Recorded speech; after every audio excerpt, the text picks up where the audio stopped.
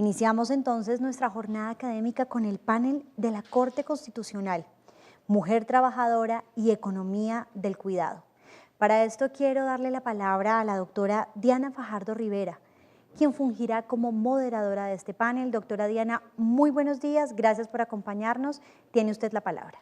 Para mí es grato participar en este espacio convocado por la Comisión Nacional de Género de la Rama Judicial en representación de la Corte Constitucional junto con el magistrado y las magistradas auxiliares que nos acompañan.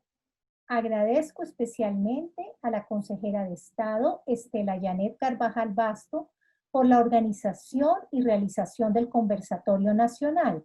así como a los magistrados de la Corte Constitucional presentes, los doctores Antonio José Lizarazo, presidente encargado, Jorge Enrique Ibáñez, Alejandro Linares y Richard Ramírez. En esta oportunidad adelantaremos el panel denominado Mujer Trabajadora y Economía del Cuidado, con la participación de destacados magistrados auxiliares de la Corte que hoy queremos resaltar por sus aportes significativos a la construcción de la jurisprudencia constitucional. El tema que vamos a tratar tiene particular relevancia en el contexto de la pandemia por dos aspectos. De una parte, el hecho de que el desempleo históricamente haya afectado más a las mujeres que a los hombres. Por ejemplo, según el DANE, la tasa de desempleo nacional en el último trimestre, de julio a septiembre de 2020, fue del 17.5%. Y mientras dicha tasa para los hombres se ubicó en el 14%, en las mujeres representó el 23%, cerca de 10 puntos porcentuales de diferencia. De otra parte, la pandemia ha sido un espacio para valorar desde una perspectiva inesperada la economía del cuidado y el trabajo doméstico. Entonces, si somos mujeres trabajadoras en una crisis como la actual, estamos más propensas a perder el empleo. Y si estamos dedicadas a labores del hogar y cuidado, es posible que se siga menospreciando económicamente el aporte que significan estos trabajos. En este conversatorio vamos precisamente a explicar casos estudiados por la Corte Constitucional en los que se ha visibilizado el trabajo de las mujeres. Hablaremos primero del trabajo doméstico. En segundo lugar, del trabajo de cuidado en el ámbito de la salud. En tercer lugar, de escenarios discriminatorios para las mujeres en el acceso a las prestaciones sociales. Y por último, del decreto legislativo que estimula el emprendimiento de las mujeres. Para contextualizar el primer tema relacionado con el trabajo doméstico, quiero recordar que según cifras de la OIT, a nivel mundial, el 83% de las trabajadoras domésticas son mujeres y en América Latina esa cifra asciende al 95%. De hecho, históricamente, las labores del hogar han sido asignadas a las mujeres y realizadas en muchas ocasiones sin ninguna remuneración, razón por la que se ha convertido en un trabajo que no es valorado socialmente. Le concedo entonces la palabra a la doctora Paula Robledo Silva, abogada de la Universidad Externado de Colombia y magíster en Derecho Público de la misma universidad, doctora en Derecho de la Universidad de Valladolid, quien ha sido además magistrada auxiliar en el Consejo de Estado y defensora delegada para los asuntos constitucionales y legales en la Defensoría del Pueblo. Actualmente es magistrada auxiliar del magistrado Antonio José Lizarazo.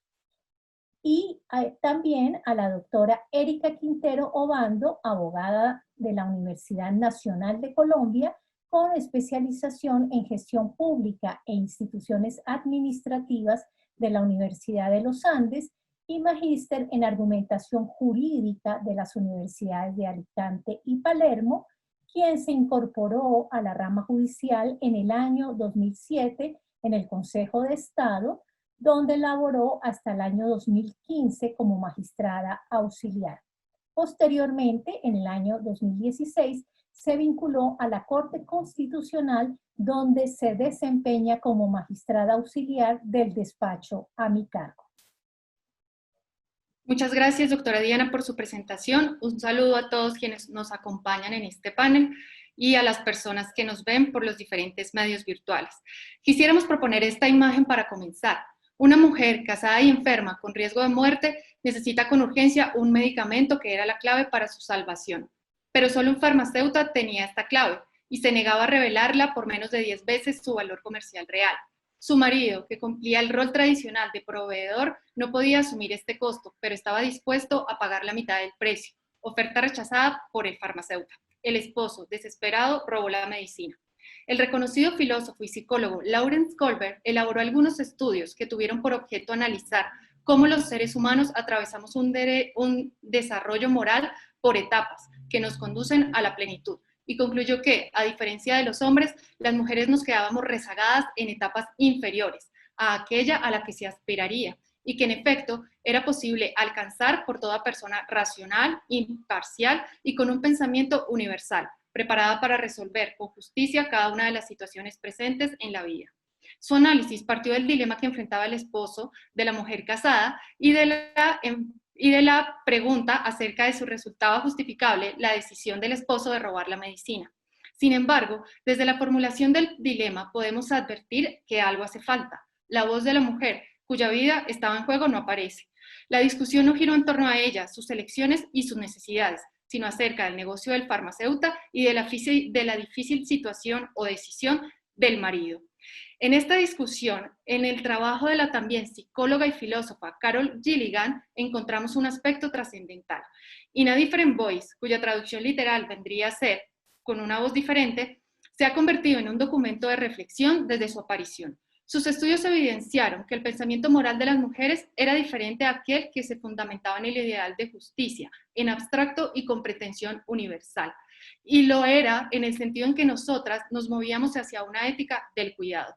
Las explicaciones sobre tal diferencia y las discusiones para la mejor comprensión de lo que, en efecto, preocupa a los seres humanos avivan un debate en el que distintas visiones tienen su lugar, las cuales, por respeto y por el riesgo a caer en una simplificación, no abordaremos. Lo que ahora nos interesa discutir es, sin embargo, el punto que nos lleva al título de la obra de Gilligan, con una voz diferente, pues esto da luces sobre algo con gran significación, pues sugiere la incorporación al debate moral de una voz silenciada y que tenía algo importante que decirnos. El cuidado es un valor fundamental.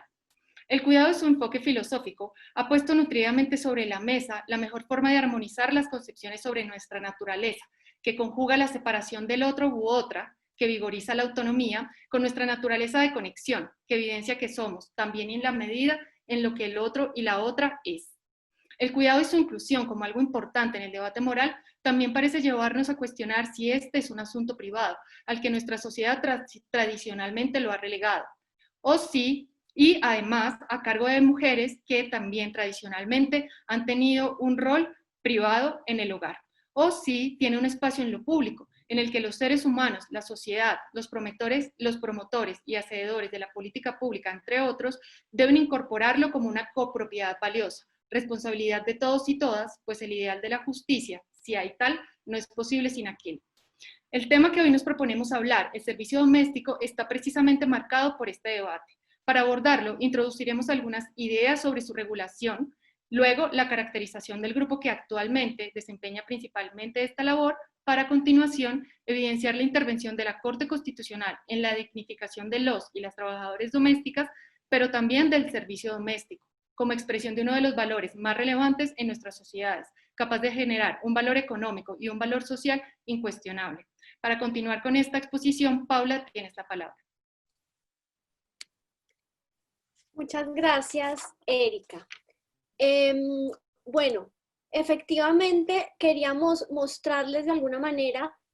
cuál ha sido la línea jurisprudencial de la Corte en relación con la protección de los derechos de las y los trabajadores domésticos, y empezaríamos antes señalando un poco su marco normativo. Entonces, en primer lugar, en el contexto internacional, vale la pena resaltar el convenio 189 del 1 de junio del 2011 de la OIT.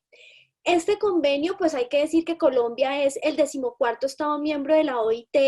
y el 8º estado en América Latina en haberlo ratificado, y que es un convenio que busca mejorar las condiciones de vida de los y las trabajadoras domésticas. En este convenio se resalta el valor económico y social del trabajo doméstico, pero además se parte de la invisibilidad de este trabajo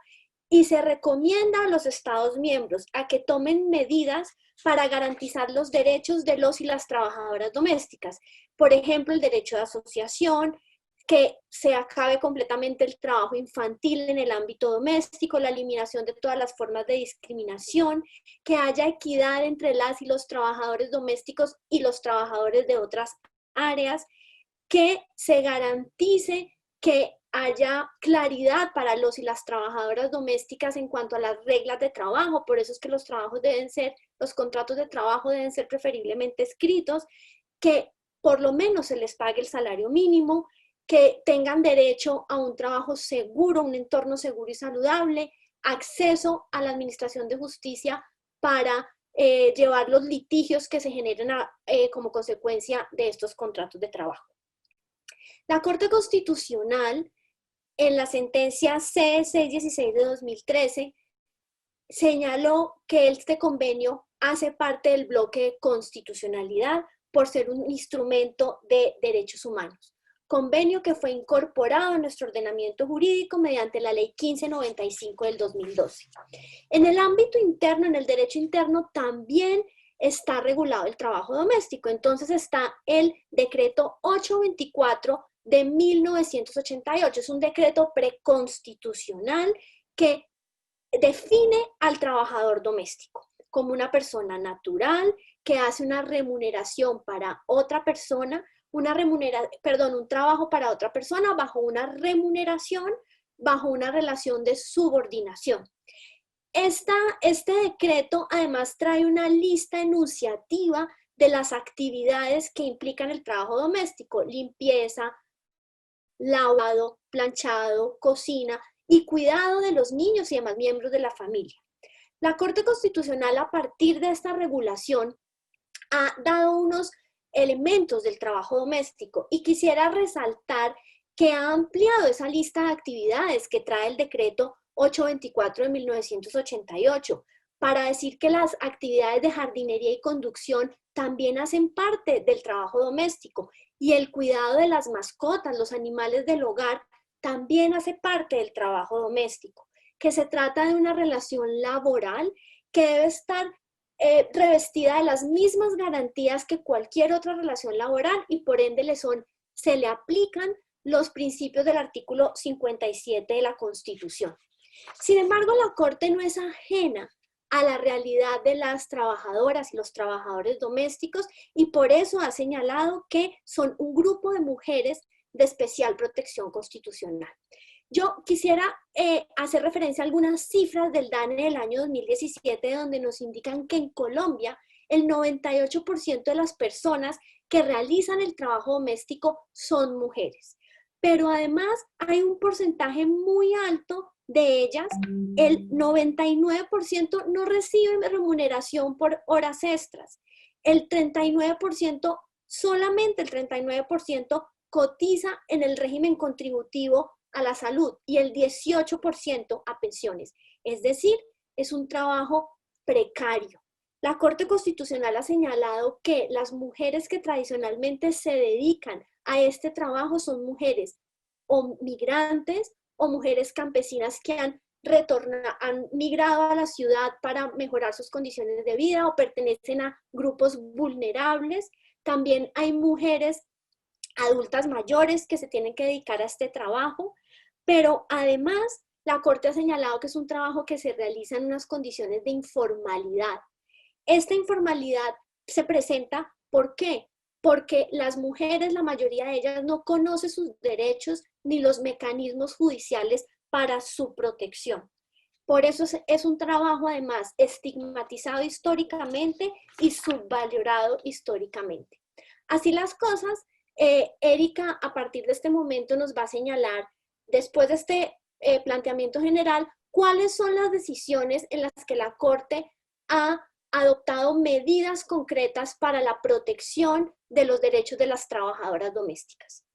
Gracias, Paula. Teniendo como referentes constitucionales indiscutibles la dignidad humana y el principio de igualdad, en un escenario además marcado por el déficit de protección de las mujeres, niñas y adolescentes vulnerabilizadas en multiplicidad de contextos, la Corte Constitucional, a través de su jurisprudencia, inició un camino de visibilización y de reivindicación de un principio fundante. No hay razón para considerar que quienes desempeñan esta labor no tengan derechos laborales, salariales y prestacionales como cualquier otro trabajador o trabajadora. En tal sentido, la Corte se ha referido, entre otras prestaciones, a las cesantías, se ha referido a la jornada laboral digna para todos los trabajadores y trabajadoras domésticas, también a la necesidad de que el periodo de prueba no sea algo que se presuma, sino que expresamente tiene que establecerlo el contrato de trabajo. A la par de este desarrollo jurisprudencial, que ha tenido la pretensión de dignificar en derechos a quienes lo desempeñan, la Corte también se ha ocupado de contribuir en el redimensionamiento de la labor en sí misma considerada. Este ha sido un enfoque que, de manera especial en este campo, ha explorado la jurisprudencia. Una primera decisión que nos gustaría recordar en este momento no es precisamente sobre trabajo doméstico remunerado, sino sobre trabajo doméstico no remunerado, cuya infravaloración por parte de la sociedad ha permeado en general a todo este sector. En la sentencia T494 del 92, con ponencia del magistrado Ciro Angarita Barón, se decidió un caso de una mujer viuda a quien le fue negado el derecho de suceder a su compañero durante 24 años en la posición que aquel tenía sobre un inmueble. En esta ocasión, con extraordinaria claridad, la Corte destacó el valor que la mujer había agregado a la sociedad marital con su trabajo doméstico, actividad de aporte a la sociedad que el juez que había negado el derecho al accionante no lo había tenido en cuenta. A esto último, a una valoración del trabajo doméstico en la economía, precisamente se refirió el legislador, que en la Ley 1413 se ocupó de la inclusión de la economía del cuidado conformada por el trabajo de hogar no remunerado en el sistema de cuentas nacionales. Luego de más de 2 décadas, sin que por ello quiera significar que la Corte durante este momento no se ocupó del tema, se profirió en el 2014 una sentencia fundamental en relación con el valor económico y social de las labores asociadas a lo doméstico. En este caso, el objeto de análisis no era sencillo, pero la Corte, con ponencia de la magistrada María Victoria Calle Correa, logró llevar por la senda de la justicia el trabajo doméstico y de su mano a trabajadoras y trabajadores en este campo. No era sencillo porque lo que se discutía era la posibilidad de que la prima de servicios les fuera reconocida a dicho grupo. Y tradicionalmente esta prestación había estado asociada a la idea de generación de valor económico y por tanto de utilidad.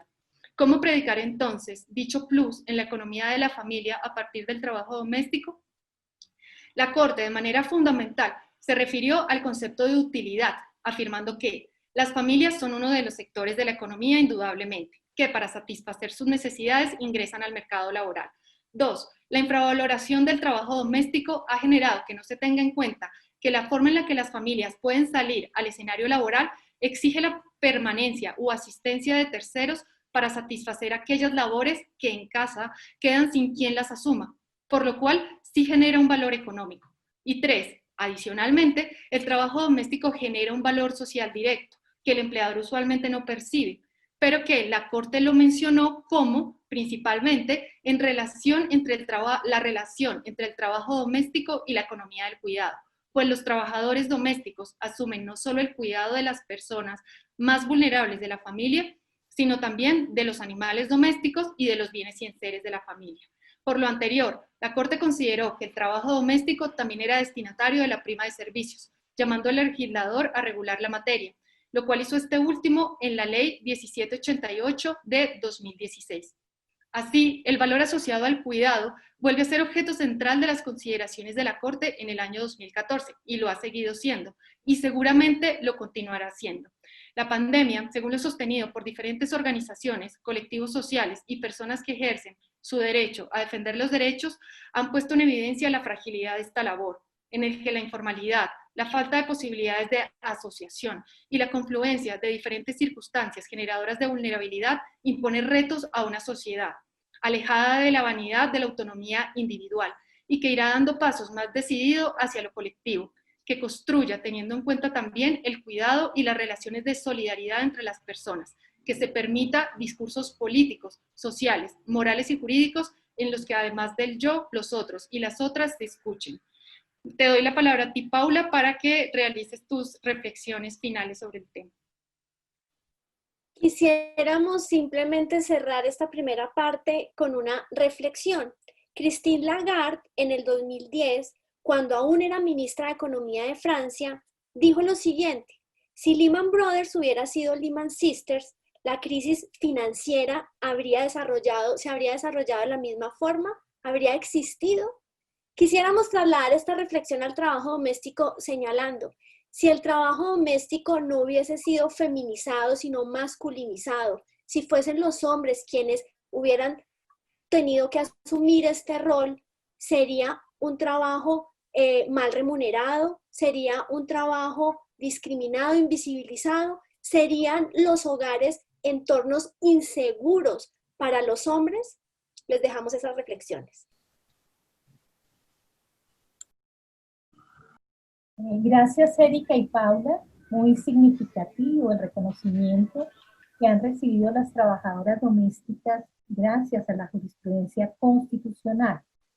Continuamos con la exposición de Alejandra Reyes Vanegas, abogada de la Universidad de los Andes, magíster en Derechos Fundamentales de la Universidad Carlos III de España y doctora en Derecho de la Universidad de los Andes. Hasta hace poco, profesora de cátedra en Derecho Constitucional de la Universidad de los Andes e investigadora visitante de la Universidad de Harvard. Ha trabajado en distintos periodos en la Corte Constitucional y desde el año 2019 es magistrada auxiliar de la magistrada Gloria Estela Ortiz. Alejandra nos hablará del rol del cuidador o cuidadora en el ámbito de la salud. Es pertinente recordar que la OIT ha señalado que el trabajo del cuidado comprende dos tipos de actividades superpuestas: las actividades de cuidado directo, personal y relacional, como dar de comer a un bebé o cuidar de un cónyuge enfermo, y las actividades de cuidado indirecto, como cocinar y limpiar. Y que el grueso del trabajo de cuidados en todo el mundo es realizado por cuidadoras y cuidadores no remunerados,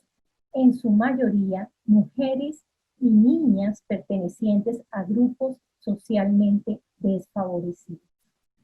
Adelante entonces, Alejandra, bienvenida.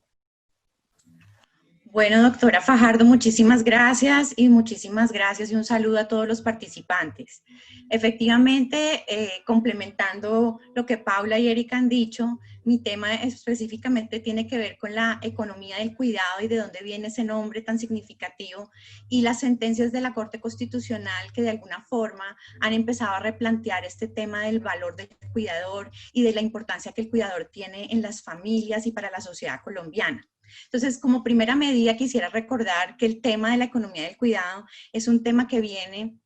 de las reflexiones feministas en los años 90. Es un tema que tiene que ver con el replanteamiento que se hacen estas mujeres cuando empiezan a pensar en la economía de mercado. La economía de mercado la miran con detenimiento y dicen: me parece sorprendente que en la economía de mercado no se hable de las familias, no se hable de la labor doméstica, de lo que se realiza en los hogares. ¿Por qué cuando se habla de interacción en el mercado empezamos a hablar de interacción como externa? ¿Qué pasa con el concepto de familia y con el concepto doméstico? Y llegan a una conclusión que es muy interesante, y es que de alguna forma los grupos económicos, o cuando se planteó la idea de mercado, se visualizó desde una perspectiva de producción y desde una perspectiva de consumo. Entonces, las familias fueron consideradas por estos pensadores intelectuales liberales que analizaron el tema económico como una opción de consumo, como un mundo en donde se gestiona el consumo y no donde se genera la producción. Entonces, como la producción no se da ahí, no se da en las familias, empezamos a invisibilizar el trabajo que se realiza dentro de las relaciones familiares. Empezamos a invisibilizar lo que no tiene un precio, lo que supuestamente no tiene un valor, lo que no se puede medir, lo que no es cuantitativamente valorable desde una perspectiva económica. y empezamos a considerar que eso que se produce dentro de las familias no tiene, digamos, un valor mesurable dentro del mercado. Y a partir de ahí, pues estas feministas empiezan a decir, claro, eso lo que significa es que hay un modelo, entre comillas, patriarcal, como ellos lo ven, y muy masculino de ver la economía, en donde toda la labor que realizan las mujeres y que vienen realizando históricamente dentro del dominio doméstico no se puede valorar. De esta forma, el trabajo femenino se empieza a considerar no medible, sobre todo el que está dentro de los hogares, a desmedro del que se realiza por las mujeres afuera, en la economía, cuando se empieza a medir cómo ellas salen a la economía y obtienen un valor económico por la labor que realizan. Ese valor sí es mesurable y se empieza a considerar que ellas sí están aportando a la sociedad y aquellas que de algún modo se quedan en casa, pues no tienen un valor medible y su aporte no es igual. Entonces empezamos a generar una dinámica en donde esa reflexión nos lleva a no ver que la labor que se desempeña dentro de los hogares, especialmente en materia de cuidado, tiene un valor real. Y es aquí donde empiezan a hablar de la economía del cuidado. ¿Cómo vamos a medir económicamente? Pues es la primera reflexión que se hace. ¿Cómo vamos a medir económicamente ese aporte que las mujeres hacen para la sociedad y en particular en sus hogares? Y a partir de esa reflexión, estas mujeres empiezan a plantearse cómo se puede hacer esa medición en términos no solo económicos, sino sociales. Esto es, las sociedades comprometidas con un estado de bienestar tendrían que tener una valoración adicional del contenido de la labor que hacen estas mujeres, en la medida en que empiezan a preguntarse cómo es su aporte en la solidaridad social. ¿Cuál es el rol que en la creación de la sociedad y en la estabilidad de la sociedad desempeñan estas mujeres en ese trabajo invisible que no se ve por la generalidad de la sociedad? Y ahí nos vamos a dar cuenta que se empieza a hablar ya desde una perspectiva política en las reflexiones feministas acerca de la democracia del cuidado y de cómo una democracia bien organizada debería valorar la labor del cuidado como uno de los ejes en los que se mueve la sociedad, en la medida en que eso contribuye a, digamos, la movilidad, la fortaleza de la sociedad y a desarrollar el esquema de solidaridad. Más adelante nos encontramos con que en esas reflexiones sobre el contenido de las familias y lo que se hace en ese ámbito interno, pues nos vamos dando cuenta de cómo son las dinámicas. Y empezamos a ver, por ejemplo, que las estadísticas hablan de trabajo no remunerado y hablan de que las mujeres se dedican a labores económicamente inactivas. ¿Esto qué quiere decir? Que en las mediciones económicas, las mujeres que se quedan en casa y que cumplen labores de amas de casa, empiezan a hacer medidas como que no desempeñan labores remuneradas o que no desempeñan o que son económicamente inactivas. Esto ya las va categorizando también como unas personas que en las mediciones económicas no tienen una valoración tangible en los estudios. Como nos decían antes nuestras compañeras, pues efectivamente eso ha ido cambiando, pero en esos primeros momentos, estamos hablando de los años 90, pues las mediciones económicas no medían en ninguna proporción ese tipo de labor. Entonces, en los estudios que se van desarrollando posteriormente nos damos cuenta que estas mujeres cumplen unas labores que primero son sumamente dispendiosas, son emocionalmente desgastantes. ¿Eso qué quiere decir? Que es que cuidar a otra persona implica a veces, y para las mujeres, mezclar sus emociones y sus sentimientos, más allá de un problema meramente laboral. Eso tiene un impacto en las familias, eso tiene un impacto en su situación personal, eso tiene un impacto emocional que tampoco se mide, y entonces muchos estudios empiezan a mirar el tema del impacto emocional, el tema ético y el tema laboral. Aquí en el tema laboral pues empieza a pensarse en cómo se mide eso laboralmente y a partir de la necesidad también de empezar a mirar el cuidado con más detenimiento porque la sociedad está envejeciendo y hay menos niños, entonces el tema del cuidado empieza a ser más relevante todavía. Tenemos un montón de gente que va envejeciendo y la sociedad va creciendo y la cantidad de gente que antes estaba ubicada en los sectores de adultos mayores va creciendo y entonces la economía del cuidado hay que ponerle atención por las mujeres y por la realidad social que se está manifestando. Entonces, a partir de ahí empiezan las reflexiones acerca de cómo podemos manejar esto y las sociedades empiezan a mirar el tema de las auxiliares de enfermería, cómo se les va a dar, como qué tipo de, digamos, de reconocimiento o valor en la sociedad se les va a dar a partir de la institucionalización de estos servicios a los adultos mayores, y también se empieza a mirar el tema de las personas que se dedican a los oficios del hogar en condiciones de cuidado. Y finalmente estos estudios que todavía están en elaboración y sobre los que estamos todavía trabajando, a la conclusión que llegan, como lo hemos visto hasta el momento, es que tenemos que garantizar que le estamos poniendo atención a este tema que ha sido olvidado, digamos, históricamente en muchas medidas, que hay que valorar el trabajo que se está realizando en los hogares, que forma parte de la construcción de sociedad, que es una labor que construye las familias, es una labor que apoya a la sociedad, y que de alguna forma todos estamos trabajando en consonancia con las necesidades de reconocer ese trabajo como una labor que no solo aporta, digamos, desde la perspectiva laboral, sino aporta desde la perspectiva de construcción de país y de sociedad. A partir de ahí, quiero contarles acerca de una sentencia de la Corte Constitucional que, digamos, hace un análisis de este tema de una manera somera, precisamente porque pues, no es el eje central, pero es uno de los ejes, y que me parece muy relevante considerar. Es la sentencia 423 del 2019 de la doctora Gloria Estela Ortiz, que es un caso muy interesante sobre la diferenciación entre el trabajo de enfermería puramente dicho y el trabajo de cuidador. El trabajo de cuidador viene a adquirir un rol nuevo, digamos que ya viene reconociendo la jurisprudencia, pero que tiene unas características muy relevantes que les voy a contar. Como primera medida, este caso tiene que ver con una madre cabeza de familia con 3 hijos. Nuestra madre cabeza de familia forma parte del CISBEN 1, quiere eso decir que es una mujer con una alta vulnerabilidad desde la perspectiva económica. Adicionalmente, ella es madre cabeza de familia, tiene 3 hijos que dependen todos de ella y tiene una madre en estado de discapacidad ciega que necesita diálisis 3 veces a la semana. Ella presenta la acción de tutela como una persona que está en una condición de vulnerabilidad y como agente oficioso de su madre, porque requiere el apoyo de una enfermera 24 horas. Ella dice, no puedo salir a trabajar, no estoy adquiriendo el dinero para mantener a mi familia porque soy madre cabeza de familia, entonces requiero de una enfermera que cuide permanentemente a mi madre porque ella no se puede cuidar sola. Entonces yo cumplo la labor de cuidadora en esta casa 24 horas y además tengo que trabajar. La circunstancia del caso nos muestra claramente que ella es una señora que realmente no tiene las condiciones económicas para cubrir un cuidador adicional. Lastimosamente, ella tampoco cuenta con un certificado médico que diga que se necesita un enfermero permanente 24 horas para la atención de su madre.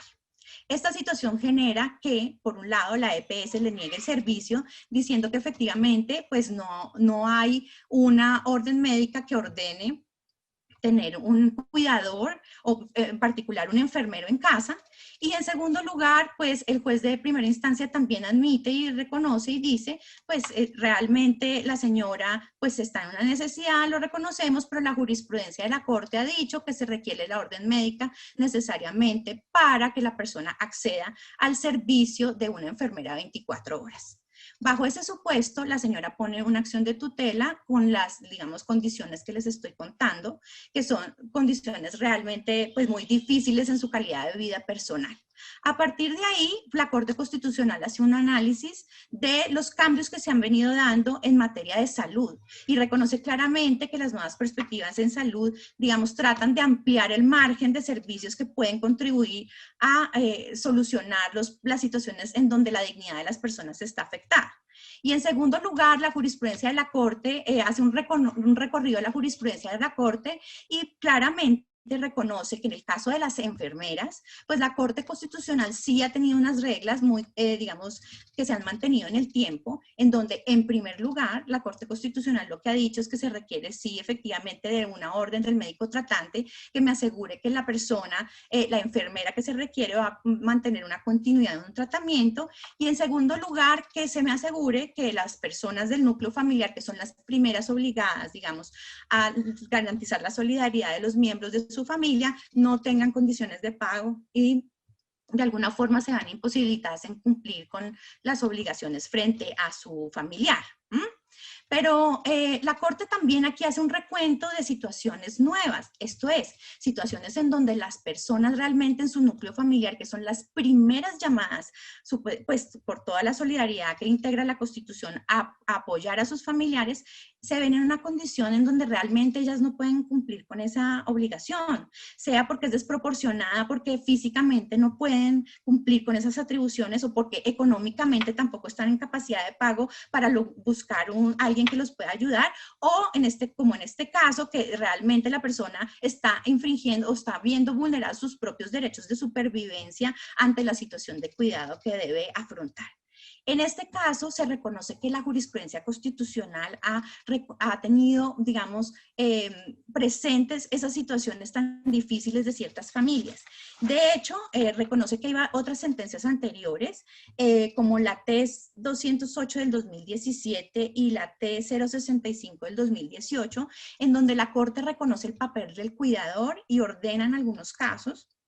que efectivamente las EPS garanticen la persona que va a cuidar a su pariente enfermo o a la persona discapacitada o a la persona que no se puede cuidar en aras de la dignidad y de la solidaridad. Esto sobre la base de que en la situación en que las familias realmente se vean absolutamente imposibilitadas y no haya ninguna otra forma de garantizar la dignidad de la persona porque tienen estas dificultades que les acabo de presentar, pues el Estado entre de esa forma, digamos, a cubrir esa necesidad del cuidador para apoyar la dignidad del pariente en situación de vulnerabilidad y de la familia en últimas, que también resulta absolutamente perjudicada por, digamos, el peso de una labor tan compleja que tiene que desarrollar.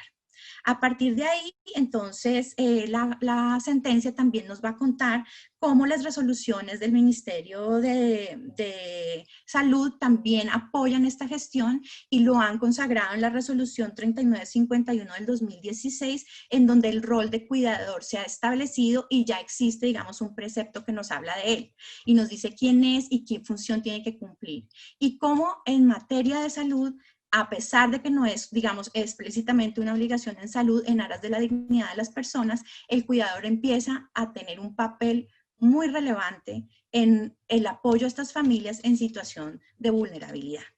Entonces, digamos, para terminar, me parece muy interesante que nos demos cuenta cómo la jurisprudencia de la Corte ha reconocido este rol, cómo en esa sentencia se habla de la economía del cuidado y se habla de cómo la labor es más que todo desempeñada por mujeres y cómo en aras de la igualdad estas cargas desequilibradas a veces tienen que volverse reflexivas y pensarse con mirada de mujer las circunstancias en donde las familias se enfrentan a estas vulnerabilidades y a partir de ahí, digamos, seguir ampliando digamos, la frontera de invisibilidad que toda esta labor que se desempeña en el ámbito doméstico se viene desarrollando y abrirla para que los jueces puedan entender y todos podamos comprender como sociedad la importancia de esta gestión que se viene realizando al interior de las familias. Muchas gracias. Gracias, Alejandra, por explorar esa economía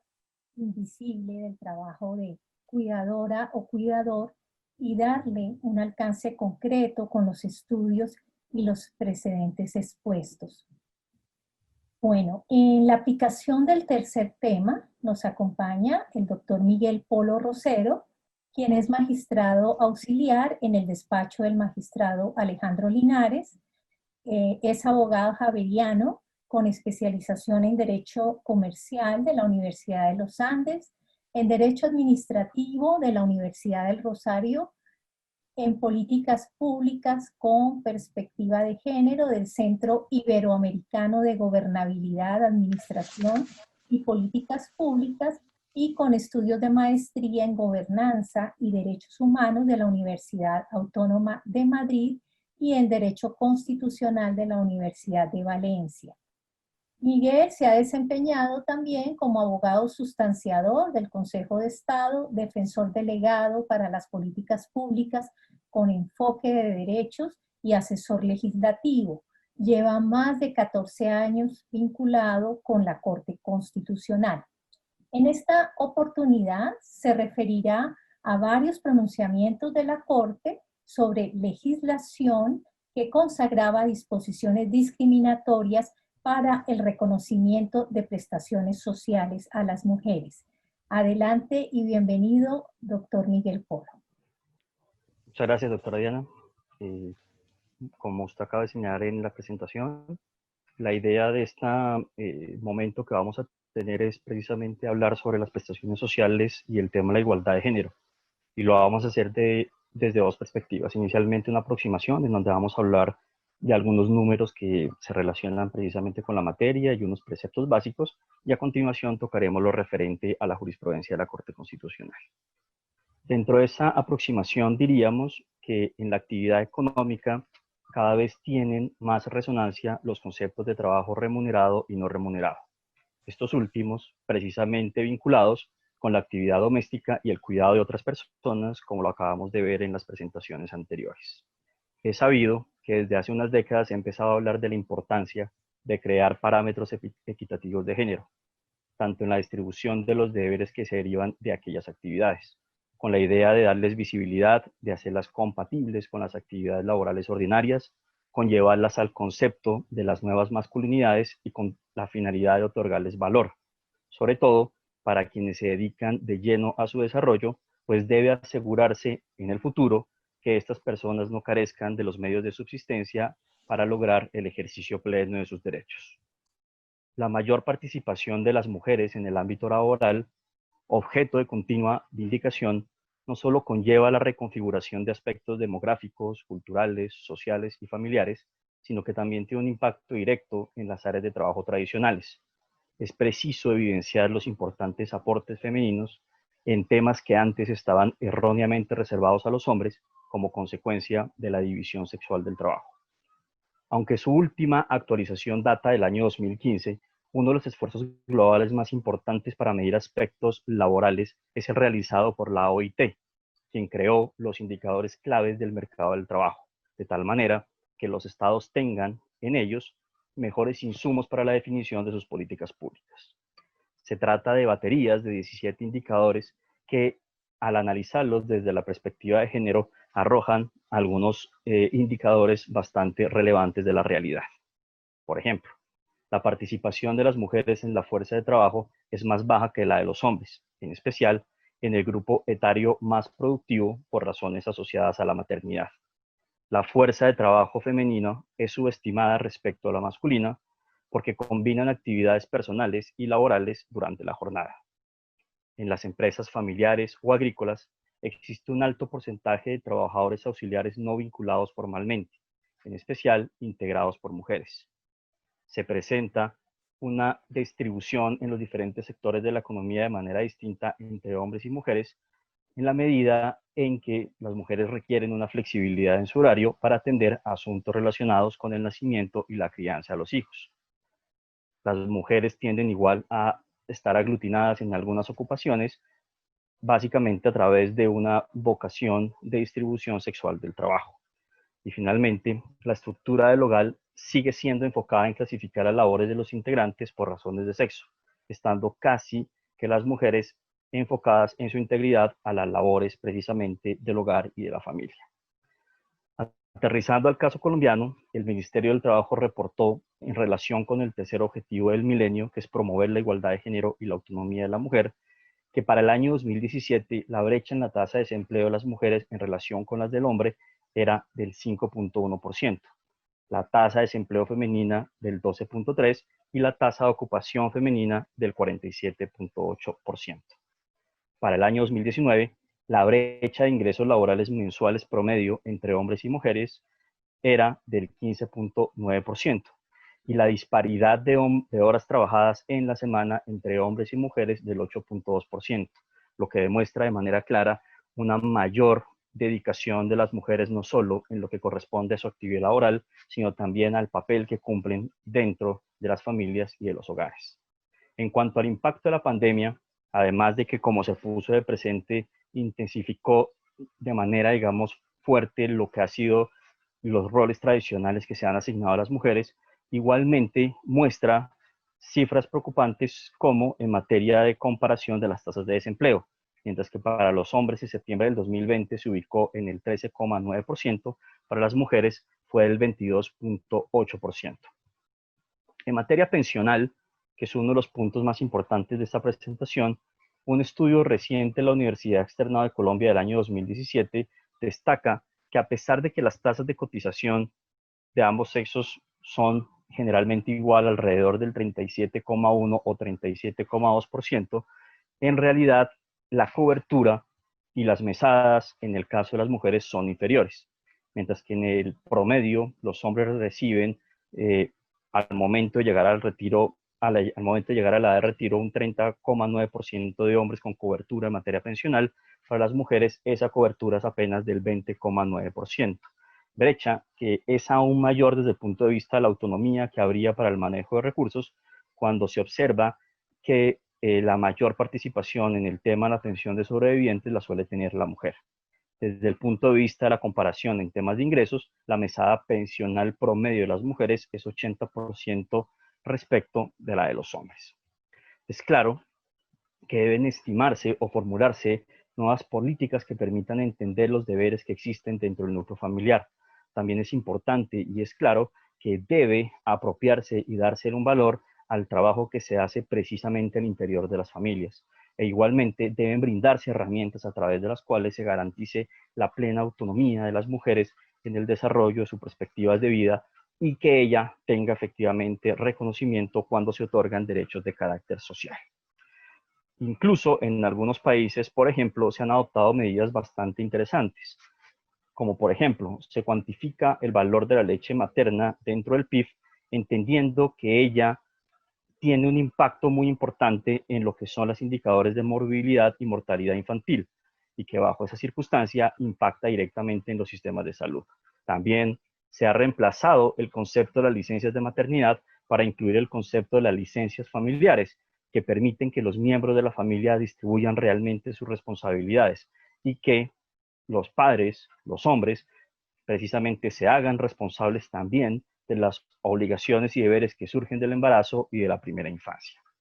En cuanto al desarrollo de la jurisprudencia constitucional, quisiera poner de presente tres temas básicamente. Por un lado, la valoración de los aportes que se hacen respecto de las labores domésticas que se cumplen por las parejas,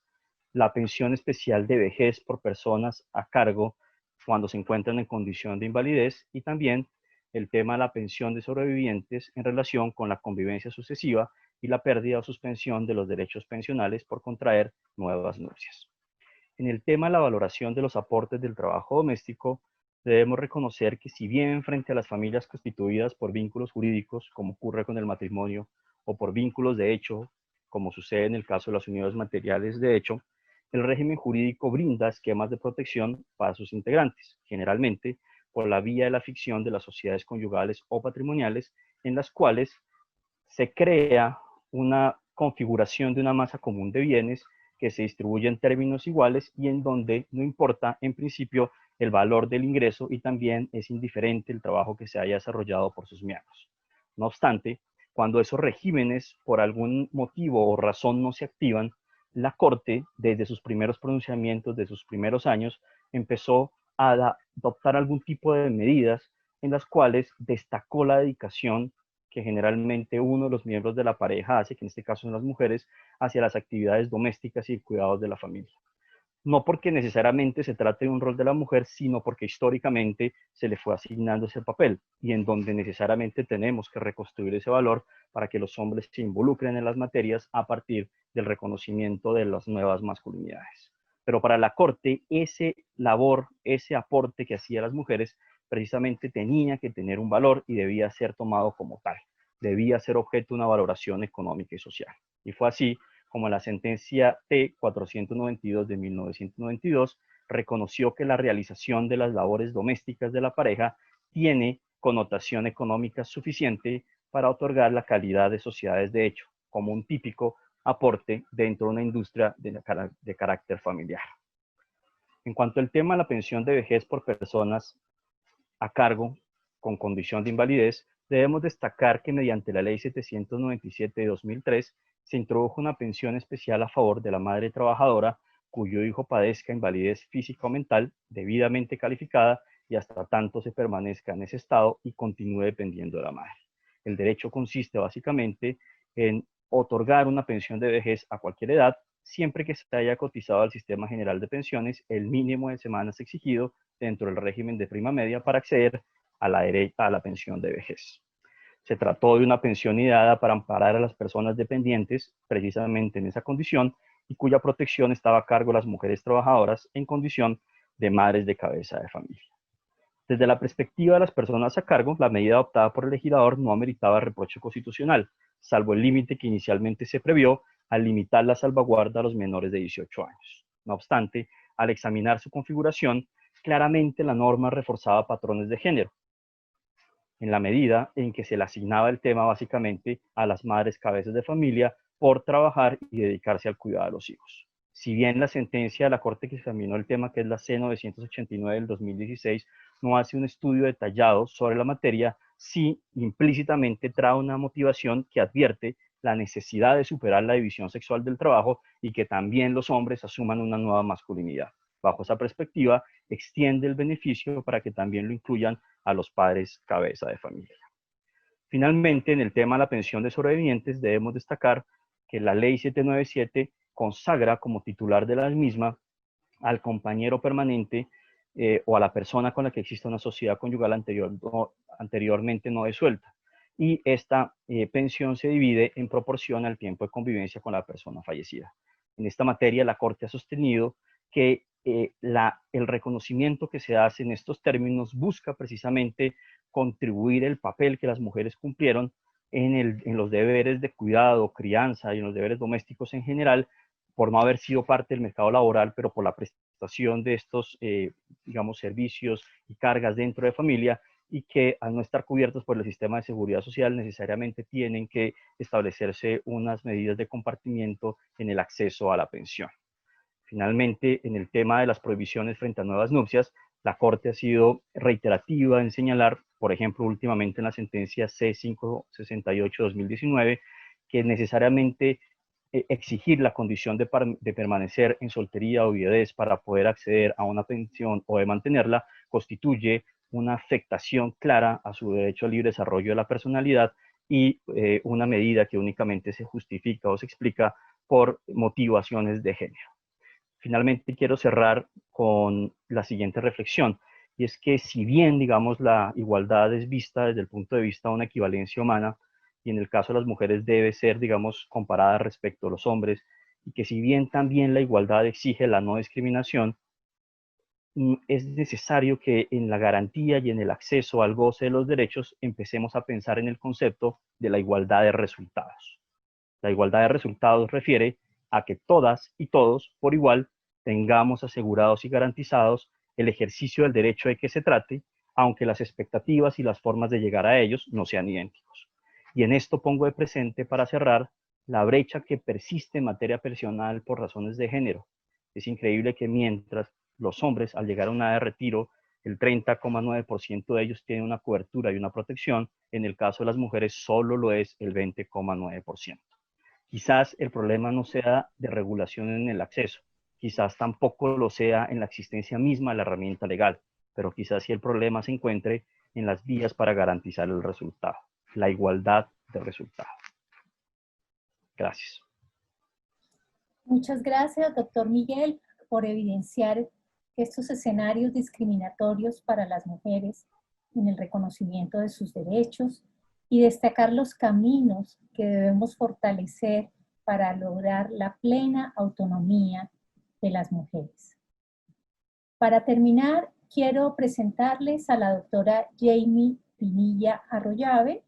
quien es abogada de la Universidad de Manizales y magíster en Derecho del programa en Ciencias Penales y Criminológicas de la Universidad Externado de Colombia. Ha estado vinculada con la rama judicial en el distrito de Caldas desde el año 2007, en donde ocupó cargos en diferentes despachos judiciales y en la sala penal del Tribunal Superior del Distrito. Se desempeñó además como juez penal municipal para adolescentes con función de control de garantías, juez penal municipal de conocimiento y juez penal del circuito del Distrito Judicial de Manizales. Desde el año 2017 es magistrada auxiliar en la Corte Constitucional en el despacho del magistrado José Fernando Reyes.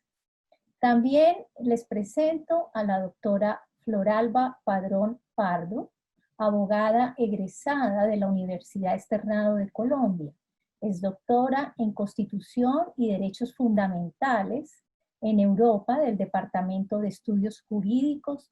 del Estado de la Universidad de Alicante. Obtuvo título de especialización en Derecho Constitucional y Parlamentario de la Universidad Autónoma de Madrid. Es especialista en argumentación jurídica del área de Filosofía del Derecho de la Universidad de Alicante. Se ha desempeñado como Contralora Delegada para la Participación Ciudadana en la Contraloría General de la República de Colombia. Actualmente es docente del Departamento de Derecho Constitucional de la Universidad Externado de Colombia y magistrada auxiliar en el despacho del doctor Alberto Rojas Ríos. Las magistradas auxiliares en esta oportunidad se referirán a la sentencia C-396 del 2020, mediante la cual se declaró la constitucionalidad del Decreto Ley 810 del 2020, por el cual se crea el patrimonio autónomo para el emprendimiento, la formalización y el fortalecimiento empresarial de las mujeres, con el fin de mitigar los efectos de la emergencia social, económica y ecológica producto del virus COVID-19.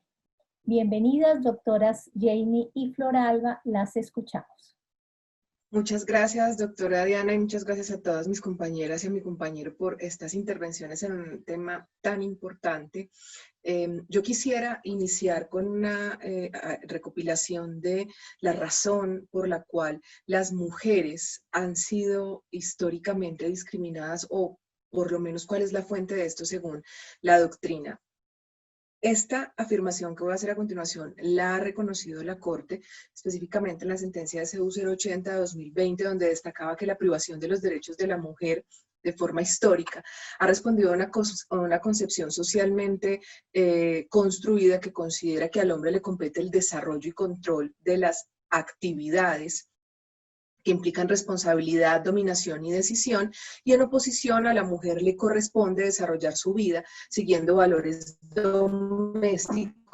y de sumisión. Por esta razón, entonces, las labores domésticas, las labores de cuidado, han sido labores que, además de no ser remuneradas, son labores que se desconocen y que se llevan en un marco de intimidad, porque históricamente se pensaba que las mujeres debían estar allí escondidas realizando este tipo de labores y que en cambio los hombres debían desarrollar labores socialmente reconocidas que económicamente eran importantes, que potenciaban financieramente los países, y las mujeres, por el contrario, no podían estar entonces asumiendo este tipo de labores. Esta ha sido denominada la estructura de los estereotipos de género, que ha entregado entonces las labores domésticas a las mujeres y las labores de importancia económica y de decisión a los hombres. En el marco de la sentencia que acaba de mencionar la doctora Diana, esto es la sentencia C-396 de 2020, la Corte Constitucional tuvo una bellísima oportunidad de ocuparse del análisis del decreto legislativo 810 de 2020 que se emitió en el marco de la emergencia. En este caso, el gobierno creó un patrimonio autónomo para el emprendimiento, la formalización y el fortalecimiento empresarial de las mujeres con el fin de mitigar los efectos de la emergencia social, económica y ecológica. La Corte, para abordar el análisis constitucional de este decreto, tuvo oportunidad de, además, emprender un estudio sobre las graves consecuencias de la pandemia sobre las mujeres. Para esos efectos, la Corte analizó la totalidad de informes que le fueron presentados y que además se emitieron por parte de organismos internacionales, lo cual le permite concluir que la desigualdad de la mujer en el ámbito laboral, comercial y negocial es un asunto que ha quejado históricamente al mundo entero. A lo largo de los años, la variedad de conductas discriminatorias han sido identificadas por la jurisprudencia en la labor de garantía de los derechos de las mujeres. De ahí que se concluyera que la asignación de tareas productivas secundarias y con baja remuneración, la delegación exclusiva del trabajo doméstico, el desconocimiento de las actividades de cuidado que no ostentan una condición laboral per se, la falta de tiempo libre, las largas jornadas laborales, entre otras, se han perpetuado como obstáculos en la senda de igualdad material entre hombres y mujeres. Precisamente todos estos estudios le permitieron a la Corte afirmar que la mujer va a ser la que, debido al rezago que se evidencia en los niveles de participación en la vida socioeconómica y en la implementación de políticas de protección de sus derechos, deberá asumir con mayor rigor los efectos de la pandemia COVID-19. Y si bien es cierto, la Corte entendió que se han logrado definitivamente ciertos escenarios en los que se ha avanzado en la protección de estos derechos o del acceso de la mujer al empleo, etcétera. En todo caso, los efectos de la pandemia nuevamente van a ubicarla en un retroceso que implica el diseño de políticas de protección en este caso.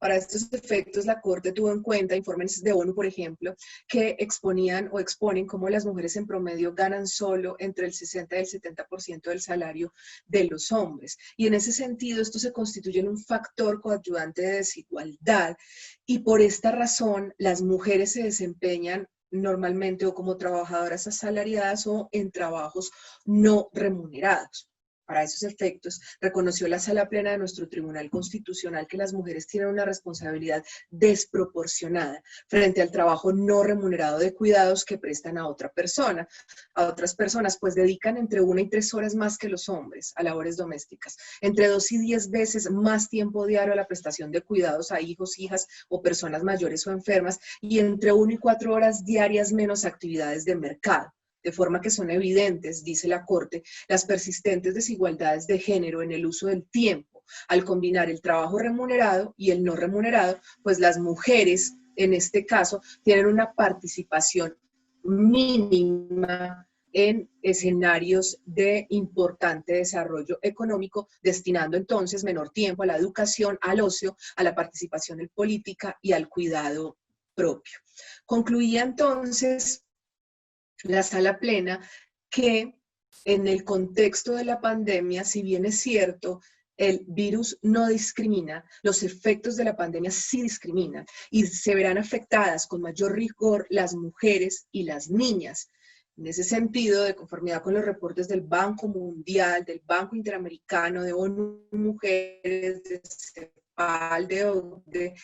se alarmó sobre la situación de las mujeres en el mundo y desde luego en nuestro país, y por lo tanto la Corte llamó la atención sobre los efectos de esta pandemia en las mujeres para que se adopten medidas tendientes a mitigar un impacto diferenciado, pues tales consecuencias en el escenario adverso que debe afrontar la mujer por razón de su género tiene un impacto, dijo la Corte, potencializado y propician un contexto de hiperdiscriminación que debe ser atendido con políticas oportunas, integrales y eficientes en pro de la igualdad material. Esa realidad, desde luego, es decir, las brechas existentes, ya hace imperioso efectuar acciones que busquen estrecharla. Con fundamento entonces en todos estos informes, la Corte concluyó que crear un fondo que permita apalancar recursos de emprendimiento a las mujeres es no solo constitucional, sino que debe tratarse efectivamente de similares políticas a estas, las que adopte el gobierno a efectos de cerrar las brechas y no concluir en una afectación desproporcionada. Además, la Corte destacó cómo el COVID-19 va a producir un fenómeno sobreviniente en la lucha por los derechos que se ha efectuado para las mujeres, y en ese sentido invitó a los diferentes estamentos a procurar políticas públicas que permitan mitigar este impacto. Creo que esta ha sido una de las sentencias en las que la Corte tuvo oportunidad de referirse específicamente al tema y que se constituye, a no dudarlo, no solo en una sentencia con perspectiva de género, sino que además invita a repensar el tema de la igualdad para entender que la igualdad entre iguales, como lo ha dicho la Corte, se logra fácilmente, pero el punto es lograr acciones afirmativas que nos permitan la igualdad entre desiguales, que en este caso son hombres y mujeres, estas últimas que deben atender, por ejemplo, en razón del confinamiento, las labores del hogar, la educación de sus hijos, y que además deben o teletrabajar o trabajar desde casa o asumir inclusive la pérdida del empleo con el impacto que esto tiene para su familia y desde luego para su proyecto de vida. Voy a darle entonces ahora la palabra a nuestra compañera Floralba, que va a concluir esta temática. Muy buenas tardes, muchas gracias Jamie, muchas gracias doctora Diana Fajardo por esa presentación. Buenas tardes compañeras y a Miguel en este panel. Me corresponde la última parte y también la parte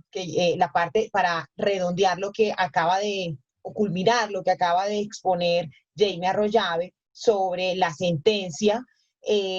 pero queríamos también terminar esto para hablar de enfoque de género y la pandemia, y es cómo ha sido tratado o cómo ha sido desarrollado el enfoque, si ha sido desarrollado el enfoque de género y la perspectiva de género en los 155 decretos legislativos que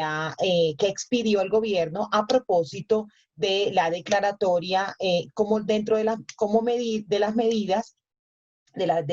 a partir de la declaratoria de los 2 estados de excepción. Primero tenemos importante tener en cuenta qué es eso, como un punto de partida, qué es eso del enfoque de género, la perspectiva de género. Debemos decir que es un lente que parte de las particularidades del género para hacer una lectura de una situación. Implica reconocer, por supuesto, como han hablado todos mis compañeras que me han precedido, las barreras diferenciales. Hay que tener en cuenta la transversalidad del enfoque. No se trata de verlo como algo aislado o desconectado, sino por el contrario, utilizarlo en todas las esferas y niveles.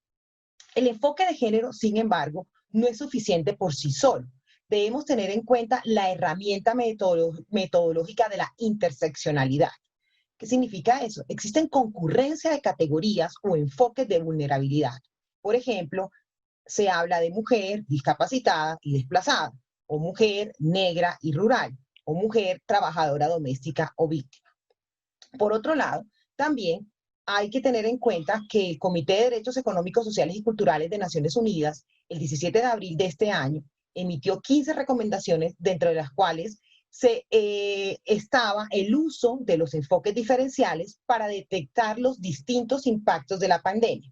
especialmente en el caso de las mujeres que usualmente realizan el trabajo doméstico y labores de cuidado que cobran particular importancia en este contexto, como nos lo han explicado algunas de nuestras compañeras que me han precedido. ¿Por qué? Por la afectación sistemática y asimétrica respecto a las mujeres. Por un lado, laboralmente hay un desempleo,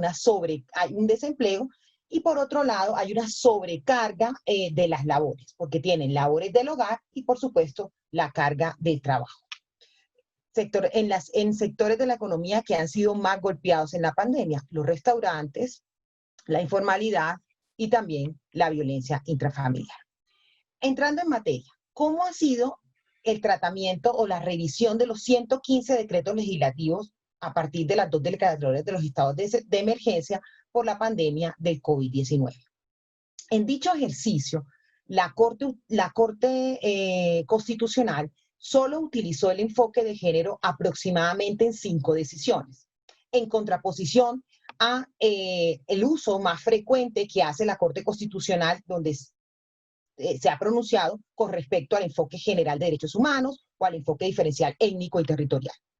El uso, veamos, para concluir este panel, el uso del enfoque de género en un sentido literal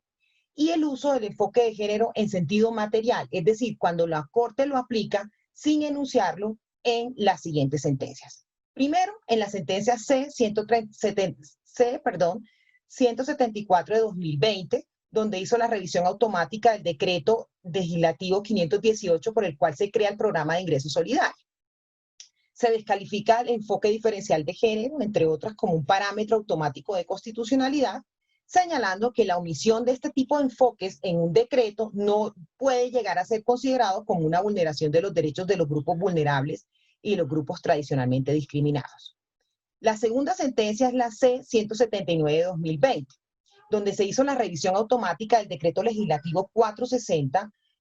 sobre medidas a cargo de las comisarías de familia. En esta sentencia se hace una referencia literal al enfoque de género como una obligación de las entidades para reconocer la problemática social de las violencias contra las mujeres. En esta sentencia, la Corte reconoce y aplica las recomendaciones internacionales sobre la adopción de este tipo de enfoques. Reconoce el impacto diferencial en mujeres en el marco del juicio, el análisis de validez material, el juicio de no discriminación y el juicio de no contradicción. En la sentencia C-255 de 2020, en la revisión automática del Decreto Legislativo 546 de 2020, sobre la sustitución de pena de prisión y medida de aseguramiento, la Corte utiliza un enfoque de género de manera tangencial y moderada. Se hace alusión a las mujeres y a las niñas como sujetos de especial protección constitucional y menciona un par de datos estadísticos sobre la afectación particular de las mujeres en el contexto de la pandemia. Por ejemplo, en lo que hace referencia al número de llamadas por violencia intrafamiliar. El tercer ejemplo es el que nos acaba de hablar y nos lo acaba de explicar nuestra compañera Jamie Arroyave, que es la sentencia C-396 de 2020, en la que no me voy a detener porque Jamie ha hecho una excelente exposición. Y por último, la sentencia C-418 de 2020, donde la Corte hace una revisión automática del decreto legislativo sobre el calendario académico. Si bien la Corte hace referencia a los enfoques diferenciales, con especial mención a los casos de las mujeres y de las niñas como parámetro de validez de este decreto, en donde le indaga al Ministerio de Educación Nacional si lo había utilizado para el diseño del nuevo calendario académico, en la decisión utiliza un enfoque material a reconocer que los establecimientos educativos constituyen una red de apoyo para mujeres que se encuentran en situación de vulnerabilidad en contextos de violencia intrafamiliar e indefensión. Entonces, así vemos cómo en estos 5 ejemplos, de los 155 decretos, la Corte se refiere al enfoque y a la perspectiva de género en el control automático de los decretos. A manera de autocrítica o de manera de poder hacer un análisis y teniendo en cuenta que el ejercicio que hace la Corte Constitucional es el ejercicio sobre lo que quien construye la norma, que es que quien construye los decretos legislativos y el contenido de los decretos legislativos. Entonces, la labor de la Corte, sin ánimo de meterme a cómo debe ser la labor de la Corte en materia de la revisión del contenido material de esos decretos legislativos, se podría decir que en el marco del juicio de no discriminación debió haber hecho todo utilizado el enfoque de género en cada uno de los controles materiales de validez de estos decretos. En algunos casos, en la consideración al enfoque de género, podríamos decir que fue bastante débil. En el caso por ejemplo, en el caso del análisis de la constitucionalidad de los 3 decretos del Programa de Apoyo al Empleo Formal, PAEF. En los últimos 2 decretos, el PAEF trata de utilizarlo al incorporar el caso de las mujeres de trabajadoras domésticas, pero no profundiza en el tema. Incluso si se puede hacer un poco más críticas, haciendo en el último decreto del PAEF, tiene mayor subsidio para el caso, por ejemplo, de mujeres empleadas. A manera de conclusión, ¿qué podríamos decir? Que la Corte, por supuesto, conoce y ha hecho un trabajo interesantísimo en la materia de la cultura jurídica para la implementación del enfoque de género en la cultura jurídica de nuestro país y su importancia. Pero aún están en deuda de incorporarlo de manera transversal en sus decisiones, utilizarlo como un parámetro de validez material en el ejercicio del control de constitucionalidad de las normas con rango y fuerza de ley, y con ello contribuir a robustecer una cultura judicial de construcción de las providencias judiciales en nuestro país en clave de igualdad. Con esta conclusión, pues doy por terminada nuestra parte. Doctora Diana, muchísimas gracias. Bueno, muy bien. Gracias a las doctoras Jamie y Floralba por la exposición del caso correspondiente a la sentencia C-396 del 2020 y las referencias concretas a las demás sentencias en las que se aplicó el enfoque de género en el contexto de la pandemia, que permitieron sin lugar a dudas, a la sala plena de la Corte Constitucional avanzar en alguna medida en la garantía de los derechos de las mujeres. A modo de conclusión, quiero hacer énfasis en el rol que ha cumplido la Administración de Justicia colombiana para promover la igualdad de trato y oportunidades entre las mujeres y los hombres, no solo en materia laboral, sino en todos los ámbitos. La jurisprudencia constitucional que nos han presentado refleja un avance significativo en la búsqueda de una igualdad real y efectiva, de modo que la eliminación de todo tipo de violencia hacia las mujeres sea cada vez más cercana. Nos queda aún un camino largo por recorrer, por caminos y senderos diversos, pero sin duda tenemos avances significativos que esperamos sean debidamente apropiados, de manera que nuestra sociedad sea cada vez más inclusiva y valore en su verdadera dimensión el papel de la mujer. Muchas gracias a todos por su participación. Doctora Diana Fajardo, muchas gracias a todas las magistradas y al señor magistrado que nos acompañaron en este panel. Muchísimas gracias.